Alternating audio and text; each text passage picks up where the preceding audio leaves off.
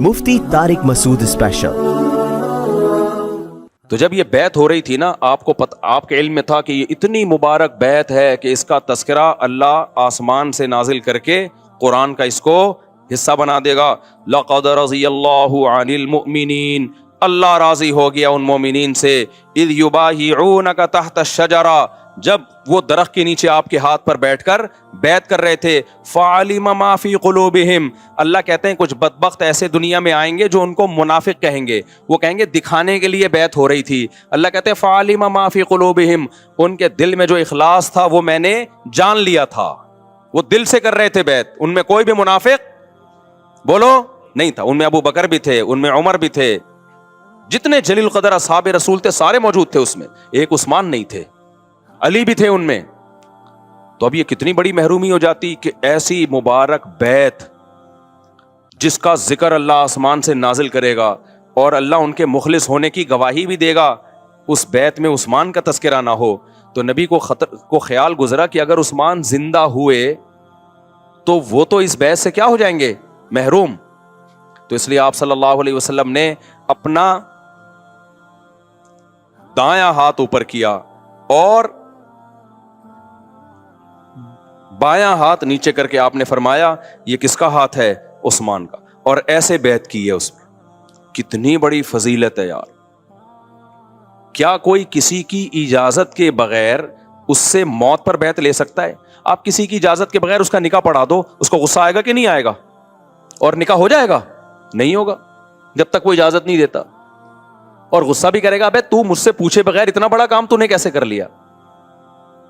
لیکن موت پر بیعت اس سے بھی بڑا کام ہے۔ آپ کسی پیر کے ہاتھ پہ بیعت ہو جاؤ کسی دوست کی طرف سے، دوست کہے گا مجھ سے تو پوچھا نہیں ہے، تو کیا نبی نے حضرت عثمان سے پوچھا تھا اس بیعت سے پہلے؟ بولو نا، نہیں بھائی۔ لیکن نبی کو عثمان کے مخلص ہونے کا اتنا یقین تھا کہ بیعت موت پر ہو رہی ہے، اس سے بڑی بیعت کوئی ہو نہیں سکتی۔ آپ کو پتا تھا کہ عثمان میرے ساتھ ایسی وفا والے ہیں کہ اس بیعت سے پہلے عثمان سے پوچھنے کی ضرورت نہیں ہے، گویا مجھ میں اور عثمان میں کوئی فرق نہیں ہے۔ سمجھتے ہو کہ نہیں سمجھتے؟ دوسری بات، اصولی طور پر بیعت کا یہ طریقہ دنیا میں کہیں بھی نہیں ہے کہ اپنے ہی ہاتھ پہ انسان بیعت کر لے، ہے بھائی، یہ ہوتا ہی نہیں ہے۔ لیکن نبی نے سیدنا عثمان کی فضیلت بیان کرنے کے لیے نا، کہ میں خود اپنے آپ سے ہی گویا بیعت کر رہا ہوں، اور میرا دوسرا رخ کیا ہے؟ عثمان، یعنی آج میں ہوں، اور میں ہی کون ہوں؟ عثمان ہوں۔ اپنے ہی آپ کو آپ صلی اللہ علیہ وسلم نے عثمان کا وکیل جو ہے نا وہ موکل ہی ہوتا ہے حکمن، اور اپنے ہاتھ کو کس کا ہاتھ قرار دیا؟ عثمان کا ہاتھ۔ اس فضیلت کے بعد بھی اگر کوئی سیدنا عثمان پہ اعتراض کرتا ہے اور ان کی پالیسیوں پہ کیڑے نکالتا ہے تو بھائی وہ اپنی آخرت کی فکر کرے۔ تاریخی کتابوں کو قرآن پہ کبھی ترجیح بولو نہیں دی جا سکتی۔ تاریخ میں تو بہت کچھ گند ڈالا گیا ہے، لوگوں نے اپنا بغض بھی ڈالا ہے، تبھی علماء کہتے ہیں ہسٹری اور قرآن میں جہاں تصادم آئے گا، اہل سنت والجماعت کا مذہب کیا ہے؟ ترجیح کس کو دی جائے گی؟ قرآن۔ اللہ غلط نہیں ہو سکتا، ہسٹری لکھنے والا غلط ہو سکتا ہے۔ آج بہت سے لوگ ہیں جو عثمان نے یہ اپنی حکومت کے دور میں ایکچولی یہ ٹھیک نہیں کیا، تو تمہارا باپ ہے، تو ہمیں بتائے گا عثمان نے کیا ٹھیک کیا کیا غلط کیا؟ اپنی اوقات تو دیکھو یار تم۔ تو یہی حضرت معاویہ کے ساتھ ہوا ہے، یہی جن کو بھی جن صحابہ سے بغض ہے نا اس نے اسی طرح سے بغض نکالا ہے۔ تو جس کو بھی صحابہ سے حسد ہے اور وہ کہتا ہے منافق تھے اور یوں تھے اور فلانے تھے، اس کا مطلب اس کو صحابہ سے نہیں، اس کو کس سے حسد ہے؟ اسلام سے حسد، کیونکہ اسلام کے تو ہیرو یہی ہیں۔ اور جتنے مسلمان فاتحین گزرے ہیں نا، ہندوستان فتح کرنے والے اور ترکی کو فتح کرنے والے اور محمد بن قاسم سندھ کو فتح کرنے والے، ان مسلمان فاتحین سے بھی جس کو نفرت ہے، کوئی ان کو چور کہہ رہا ہے، کوئی ڈاکو کہہ رہا ہے، سمجھ لو ان کو ان مسلمان فاتحین سے نفرت نہیں ہے، ان کو اصل میں نفرت اسلام سے ہے۔ لیبل اسلام کا لگاتے ہیں، باتیں وہ کرتے ہیں جو سیکولر لوگ کر رہے ہوتے ہیں۔ آج ہم نے سورہ فتح پڑھی ہے، اس میں اللہ نے صحابہ کے بڑے فضائل بیان کیے ہیں، صحابہ کے بڑے فضائل بیان کیے۔ صلح حدیبیہ میں 1400 صحابہ نے نبی کے ہاتھ پہ موت کی بیعت کی تھی کہ ہم اس وقت تک لڑیں گے جب تک ہم قتل نہیں ہو جاتے۔ اور یہ پتہ ہے بیعت کس بات پہ کی ہے؟ یہ عثمان کے خون کے بدلے پر۔ نبی صلی اللہ علیہ وسلم نے سیدنا عثمان کو مشرکین کے پاس سفیر بنا کے بھیجا. جھوٹی اطلاعی کہ حضرت عثمان شہید ہو گئے. 1400 صحابہ سے آپ نے موت پہ بیعت لی کہ ہم عثمان کے خون کا حساب لیں گے. کیا اس سے بڑی کسی صحابی کی کوئی فضیلت ہو سکتی ہے کہ ایک شخص کے لیے 1400 افراد سے موت پر, گویا کہ فدائی حملہ سمجھ لیں آپ اس کو, موت پر بیعت تو فدائی حملہ ہی ہو گیا نا, جب تک زندہ ہیں لڑتے رہیں گے. کتنی بڑی فضیلت سیدنا عثمان کی, اور آج کیسے سیدنا عثمان کو برا بلا کہا جاتا ہے. اور کمال کی بات یہ, کیونکہ نبی کو یقین نہیں تھا کہ عثمان شہید ہوئے بھی ہے کہ نہیں ہوئے, تو جب یہ بیعت ہو رہی تھی نا, آپ کے علم میں تھا کہ یہ اتنی مبارک بیعت ہے کہ اس کا تذکرہ اللہ آسمان سے نازل کر کے قرآن کا اس کو حصہ بنا دے گا. لَقَدْ رَضِيَ اللَّهُ عَنِ الْمُؤْمِنِينَ, اللہ راضی ہو گیا ان مومنین سے, اذ یبایعونک تحت الشجرہ, جب وہ درخت کے نیچے آپ کے ہاتھ پر بیٹھ کر بیعت کر رہے تھے. فعلم ما فی قلوبہم, اللہ کہتے ہیں کچھ بدبخت ایسے دنیا میں آئیں گے جو ان کو منافق کہیں گے, وہ کہیں گے دکھانے کے لیے بیعت ہو رہی تھی. اللہ کہتے ہیں فعلم ما فی قلوبہم, ان کے دل میں جو اخلاص تھا وہ میں نے جان لیا تھا, وہ دل سے کر رہے تھے بیعت, ان میں کوئی بھی منافق بولو نہیں تھا. ان میں ابو بکر بھی تھے, ان میں عمر بھی تھے, جتنے جلیل قدر اصحاب رسول تھے سارے موجود تھے اس میں, ایک عثمان نہیں تھے, علی بھی تھے ان میں. تو اب یہ کتنی بڑی محرومی ہو جاتی کہ ایسی مبارک بیعت جس کا ذکر اللہ آسمان سے نازل کرے گا اور اللہ ان کے مخلص ہونے کی گواہی بھی دے گا, اس بیعت میں عثمان کا تذکرہ نہ ہو. تو نبی کو خیال گزرا کہ اگر عثمان زندہ ہوئے تو وہ تو اس بیعت سے کیا ہو جائیں گے, محروم. تو اس لیے آپ صلی اللہ علیہ وسلم نے اپنا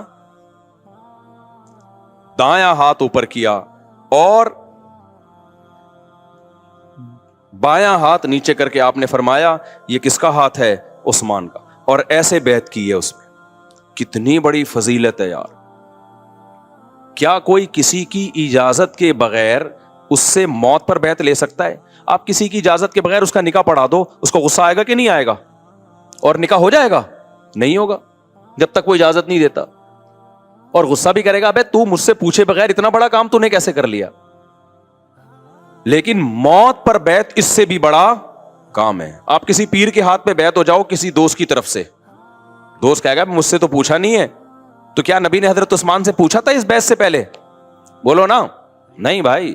لیکن نبی کو عثمان کے مخلص ہونے کا اتنا یقین تھا کہ بیعت موت پر ہو رہی ہے, اس سے بڑی بیعت کوئی ہو نہیں سکتی. آپ کو پتا تھا کہ عثمان میرے ساتھ ایسی وفا والے ہیں کہ اس بیعت سے پہلے عثمان سے پوچھنے کی ضرورت نہیں ہے. گویا مجھ میں اور عثمان میں کوئی فرق نہیں ہے. سمجھتے ہو کہ نہیں سمجھتے؟ دوسری بات,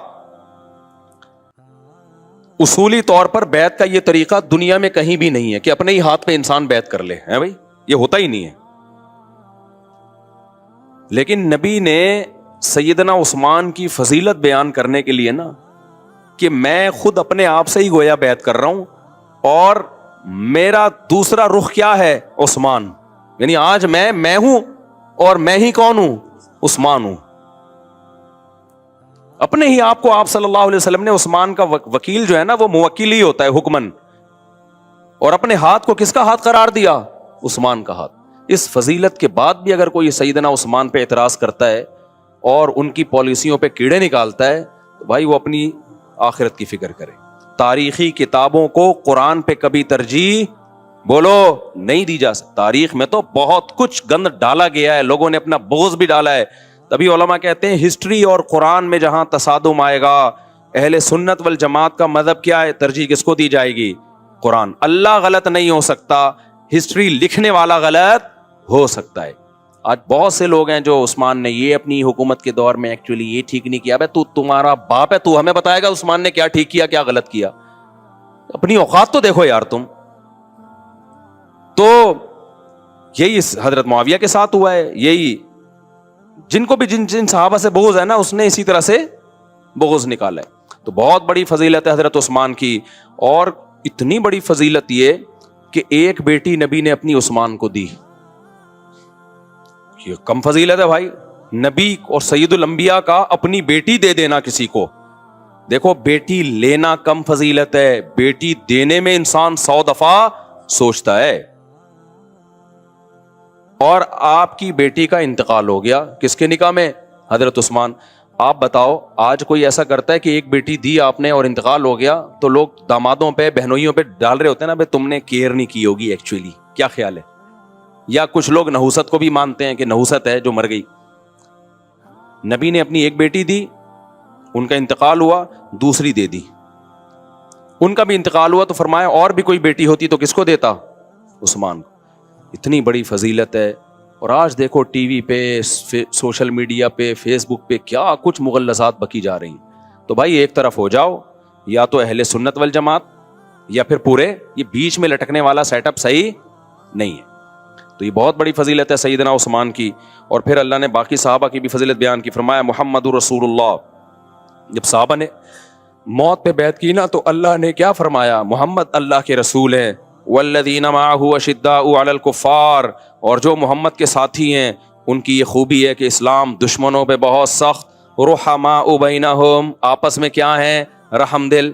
تو مجھے ایک بات بتاؤ, اللہ تو کہہ رہے ہیں آپس میں رحم دل ہیں, تو اگر ہم سیدنا علی اور معاویہ کے اختلاف کو سیاسی نہ مانیں تو قرآن کی یہ آیت غلط ہو جائے گی کہ نہیں ہو جائے گی؟ بولو نا, غلط ہو جائے گی نا پھر تو. بعض لوگ کہتے ہیں حضرت معاویہ تو اس وقت تھے نہیں جب یہ آیت نازل ہوئی. حضرت معاویہ کے ساتھ تو بہت سارے ایسے لوگ تھے جن کا حضرت علی سے اختلاف چل رہا تھا. ان کو تو قرآن رحماء بینہم کہہ رہا ہے کہ نہیں کہہ رہا؟ تو بھائی سیاسی اختلاف دو محبت کرنے والوں میں بھی ہو سکتا ہے. تو ہم کہتے ہیں سیدنا علی اور معاویہ میں آپس میں نفرت نہیں تھی, رحماء بینہم تھے. ہاں سیاسی اختلاف کی بیس پہ اگر کوئی اختلاف ہو تو وہ محبت کرنے والوں میں بھی ہوتا ہے. اس کی بیس پر کسی کو بھی جہنمی یا ایک دوسرے سے نفرت کرنے والا قرار نہیں دی. دو سگے بھائیوں میں نہیں ہو جاتا, میاں بیوی میں نہیں ہو جاتا, باپ بیٹوں میں نہیں ہو جاتا. تو کیا مطلب باپ بیٹوں کے دشمن ہوتے ہیں کیا؟ تو سیاسی اختلاف ایک الگ چیز ہے. تبھی تو قرآن کہہ رہا ہے وَنَزَعْنَا مَا فِي صُدُورِهِم مِّن غِلٍّ, بہت سے جنتی ایسے ہوں گے کہ ان کے دل میں اگر کوئی بال آیا تھا تو ہم جنت میں اس بال کو نکال دیں گے. حالانکہ دونوں جنتی ہوں گے. تو غلط فہمیوں کی بیس پہ بھی انسان کے دل میں بال آ جاتا ہے, سیاسی اختلاف بھی ہو جاتا ہے. تو یہ اختلاف تو انسان کے انسان ہونے کی دلیل ہے. اختلاف وہاں نہیں ہوتا جہاں انسان نہیں رہتے. گدھوں گھوڑوں میں کبھی دیکھا اختلاف ہوا ہو کہ ایک گدھا کہہ رہا ہے آج سوکھی گھاس کھانی ہے, دوسرا کہہ رہا ہے تو دائرہ اسلام سے خارج ہے, گھاس تو گیلی کھانی چاہیے. گدھے گھوڑوں میں اختلاف نہیں ہوتا. جہاں دماغ ہوگا, ذہن ہوگا, وہاں کیا ہوگا؟ اختلاف. تبھی ائمہ اربعہ میں اختلاف ہوا, صحابہ میں عصر کی نماز کے بارے میں اختلاف ہوا کہ یہیں پڑھنی ہے کہ وہاں جا کے پڑھنی ہے. اور پھر سیاسی اختلاف ہوا, حضرت عثمان کے قاتلوں سے قصاص لیا جائے کہ نہیں لیا جائے, یہ ایک بڑا اختلافی مسئلہ تھا. حضرت علی کہہ رہے تھے نہیں لے سکتے, حضرت معاویہ نے دباؤ ڈالا کہ آپ کو یہ قصاص لینا پڑے گا. تو یہ ایک نیچرل تھی. آج بھی اگر یہ سب کچھ ہو تو آج بھی اختلاف ہوں گے. ان اختلافات کو اتنا بڑھانا کہ ایک دوسرے پہ لان تان کرنا شروع کر دینا, یہ اہل سنت والجماعت کا طریقہ نہیں ہے, اور یہ اسلاف کا بھی طریقہ نہیں ہے. سمجھتے ہو کہ نہیں سمجھتے ہو؟ تو اللہ تعالیٰ نے صحابہ کی فضیلت بیان کی. بس ایک آیت پڑھ کے ترجمہ کر کے بیان ختم کرتا ہوں. فرمایا رحماء بینہم, یہ آپس میں رحم دل ہیں, دشمن کے خلاف بہت سخت ہیں. تراہم رکعا سجدا یبتغون فضلا من اللہ ورضوانا, اے مخاطب تو ان کو جب بھی دیکھے گا تو کبھی رکوع میں اور کبھی سجدے میں, اور میرے اور آپ کے رکوع اور سجدے میں اخلاص ہے یا دکھلاوا ہے, یہ کوئی دوسرا دعویٰ نہیں کر سکتا. لیکن اللہ کہتا ہے یبتغون فضلا من اللہ ورضوانا. یہ جب رکوع اور سجود کرتے ہیں تو کچھ لوگ آئیں گے جو کہیں گے منافق ہیں. اللہ کہتے ہیں نا نا نا نا, یبتغون فضلا من اللہ ورضوانا, یہ اس رکوع اور سجود میں اللہ کے فضل کو تلاش کر رہے ہوتے ہیں. منافق کبھی رکوع اور سجدہ اللہ کے فضل کے لیے نہیں کرتا. اور قرآن کہتا ہے ان کی یہ صفات اتنی بدیہی ہیں, کچھ لوگ دنیا میں آئیں گے جو ایسے گھنے بن جائیں گے کہ جیسے ان کو صحابہ کی فضیلت کا پتہ ہی نہیں ہے. اللہ کہہ رہے ہیں بھائی تواتر سے ثابت ہے ان کی فضیلت. پچھلی آسمانی کتابوں میں تورات اور انجیل میں جو آخری نبی کی علامتیں تھیں نا, کہ آخری نبی میں یہ علامتیں ہیں, تو ان علامتوں میں یہ بھی تھا کہ اس کو جو ساتھی ملیں گے وہ بڑے مخلص ہوں گے. نہیں آئی میرا خیال ہے بات؟ موسیٰ علیہ السلام کو بنی اسرائیل ملے, چند مخلص تھے, میجورٹی کیا تھی؟ نالائق. ہمارے نبی کو جو ساتھی ملے میجورٹی کیا تھی؟ صحابہ کی مخلص. کچھ لوگ منافق تھے جو کافر تھے. تو اللہ کہتے ہیں کہ ان کی یہ مثال تورات میں بھی ہے اور انجیل میں بھی ہے. پھر اللہ نے ایک آخری بات کر کے اس موضوع کو ختم کیا. فرمایا ان کی مثال ہے کزرع اخرج شطأہ فآزرہ فاستغلظ فاستوى على سوقه يعجب الزراع ليغيظ بهم الكفار. کیا خاندانی مثال ہے. بالکل آج کے دشمنان صحابہ پہ پوری فٹ بیٹھتی ہے. اللہ کہتے ہیں ایسے جیسے کوئی کسان جب زمین میں کچھ کھیتی اگاتا ہے نا, درخت اگاتا ہے, شروع میں ننھی کوپلیں نکلتی ہیں. دوسرا جو حسد کرنے والا جیلسی کسان ہے نا, وہ ان کوپلوں سے حسد بولو نہیں کرتا. ہوتا ہے نا کسانوں میں بھی کمپٹیشن ہوتا ہے. آپ کی زمین میں وہ کہہ رہا ہے بھائی اتنی بیلیں نکلی کیا کر لے گا. فرمایا فآزر فاستغلظ فاستوى على سوقه, ایک دن وہ گھنے باغات میں تبدیل اور اپنے تنوں پہ مضبوط قائم. یعجب الزراع لیغیظ بہم الکفار, اس سے دوسرے کفار حسد کھانے لگتے ہیں, غضب میں آنے لگتے ہیں. اور دوسرے کافر عربی میں کسان کو بھی کہتے ہیں اور کافر کو بھی کہتے ہیں. تو قرآن میں یہ بلاغت ہے کہ اللہ نے وہ لفظ استعمال کیا جو دونوں پہ فٹ بیٹھ رہا ہو. صحیح ہے نا. تو اب دوسرا جو کسان ہے نا وہ دیکھ کے کیا کرتا ہے, ابے یہ اتنی, ہم تو اس کو سمجھ رہے تھے ہواؤں کے جھونکوں سے یہ ختم ہو جائے گا, یہ تو تناور درخت بن گئے. تو صحابہ کرام جب نبی پہ ایمان لائے تو ابو بکر تھے, بلال حبشی تھے, ابن مسعود تھے. یہ کھیتی ایسی تھی جو بہت کمزور تھوڑے سے لوگ ہیں, ان کے لیے اپنے وجود کو بچانا ہی مشکل ہو گیا تھا. لیکن اللہ کہتے ہیں جیسے کھیتی آہستہ آہستہ کسان اس کو طوفانوں سے بچاتا ہے نا اور سیراب کرتا ہے, ایک دن بڑے طوفان بھی ان درختوں کو نہیں اکھاڑ سکتے. اللہ کہتے ہیں یہی کوپلیں جب نکلنا شروع ہوئی ہیں, ایک دن ایسے ہی انہوں نے زور پکڑا ہے کہ روم اور یہ ان کو تو کوئی کیا اکھاڑتا, روم اور فارس کی سپر طاقتوں کو انہوں نے اکھاڑ کے پھینک دیا. تو حسد تو ہونا تھا نا, سمجھ رہے ہو کہ نہیں سمجھ رہے, پالیسی ہونی تھی کہ یہ کیا کر گئے بھائی. تو جس کو بھی صحابہ سے حسد ہے اور وہ کہتے ہیں منافق تھے اور یوں تھے اور فلانے تھے, اس کا مطلب اس کو صحابہ سے نہیں, اس کو کس سے حسد ہے؟ اسلام سے حسد. کیونکہ اسلام کے تو ہیرو یہی ہیں. اور جتنے مسلمان فاتحین گزرے ہیں نا, ہندوستان فتح کرنے والے اور ترکی کو فتح کرنے والے اور محمد بن قاسم سندھ کو فتح کرنے والے, ان مسلمان فاتحین سے بھی جس کو نفرت ہے, کوئی ان کو چور کہہ رہا ہے, کوئی ڈاکو کہہ رہا ہے, سمجھ لو ان کو ان مسلمان فاتحین سے نفرت نہیں ہے, ان کو اصل میں نفرت اسلام سے ہے. لیبل اسلام کا لگاتے ہیں, باتیں وہ کرتے ہیں جو سیکولر لوگ کر رہے ہوتے ہیں. آج بہت سے اسکالر نے محمد بن قاسم کو ڈاکو کہہ دیا اور محمود غزنوی کو ڈاکو. ابے سارے اسلامی ہیرو ہیں جنہوں نے اسلام کو بچایا ہے. تو یہ تو وہی درخت کی مثال اللہ نے دی ہے کہ ایک تناور درخت بنتا, کیسی کیسی خلافتیں ہماری قائم ہوئی ہیں. تو یہ الیکشن سے تھوڑی ہوئی ہیں, نہیں آئی میرا خیال ہے بات سمجھ. ترکی میں الیکشن ہوئے تو جو خلافت عثمانیہ قائم ہوئی تھی. تو یہ تو جہاد ہوا ہے دنیا میں. اب دنیا میں وہ ختم ہو گیا. اب تو الیکشن سے پھر یہ ہو رہا ہے جو ابھی کراچی میں الیکشن سے تو یہ ہوتا ہے. اگر ہم الیکشن سے آئے ہوتے تو یہی ہوتا. تو ہوتے تو الیکشن بھی نہیں ہوتی, تو اب بھی سلیکشن ہی ہے, لیکن نام بہرحال وہ نام کی یہ نحوست ہے, آپ دیکھ لو. تو کام ہوتا تو کیا ہوتا. تو اس لیے جو مسلم ہیروز دنیا میں گزرے ہیں ان سے عقیدت اور محبت کرو, چاہے وہ صحابہ ہوں, تابعین ہوں, یا تبع تابعین میں ہوں, یا ماضی قریب کے ہوں. تو یہ جو پروپیگنڈا کیا جا رہا ہے سبھی کو منافق بنا کے, بنو امیہ بھی منافق تھے, ٹھیک ہے ان میں کچھ لوگ غلط تھے, لیکن میجورٹی تو ان میں بھی صحیح تھی. کچھ غلط تھے, باقی سارے غلط تھوڑی تھے. بنو عباس میں بھی کچھ غلط تھے, سارے غلط. بنو عباس کے دور میں تو ایسی سائنسی ترقی ہوئی ہے نا مسلمانوں نے کی ہے, خاندانی, وہ دنیا پہ وہ جو دروب اور دبدبا. پھر اس کے بعد خلافت عثمانی آئی, پھر ہماری ہندوستان میں مغلوں کی حکومت. تو یہ سارے حکمران میجورٹی ان میں صحیح تھی, کچھ ان میں کیا تھے, خراب تھے. تو جیسے کہ حکمران, لیکن نظام صحیح, سسٹم تھا, ششٹم نہیں تھا. سمجھ رہے ہو, سسٹم تھا ہمارے. اللہ تعالیٰ سمجھنے کی بلکہ توفیق. میں بہت زیادہ ٹائم لے لیا, یہ کراچی کے ڈاکوؤں کی وجہ سے لیا ٹائم.